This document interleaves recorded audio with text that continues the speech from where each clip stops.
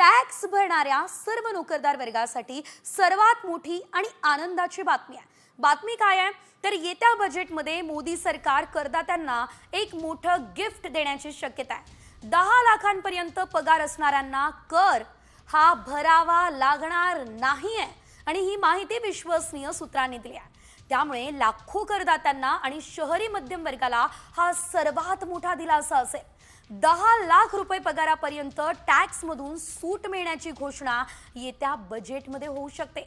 केंद्रीय अर्थमंत्री निर्मला सीतारामन येत्या 1 फेब्रुवारीला बजेट सादर करतील आणि या बजेटमध्ये तब्बल 10 लाखांपर्यंत जरी तुमचा पगार असेल तर तुम्हाला या ठिकाणी टॅक्स भरावा लागणार नाही, कर द्यावा लागणार नाही अशी घोषणा होऊ शकते। टॅक्स पेयर्ससाठी, करदात्यांसाठी मोठी बातमी। ग्राफिक्स बघतोय 0 ते 2.5 लाख रुपये 0% जुनी कर प्रणाली आपण पाहतोय। 2.5 ते 5 लाख रुपये 5% कर द्यावा लागतो।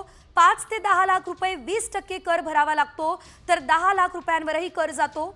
0 ते 3 लाख नवीन कर प्रणालीमध्ये 0%, 3 ते 7 लाख 5%, 7 ते 10 लाखात 10%, 10 ते 12 लाखात 15%, 12 ते 15 लाखांसाठी 20%, तर 15 लाखांपेक्षा अधिक जर इन्कम असेल तर 30% कर भरावा लागतो। सध्या किती टॅक्स तुम्ही देताय याची आकडेवारी आपण पाहिली, मात्र यामुळे मध्यम वर्ग मोठ्या आर्थिक तणावात आहे। कर कपात झाल्यास मध्यम वर्गाला मोठा दिलासा मिळणार आहे।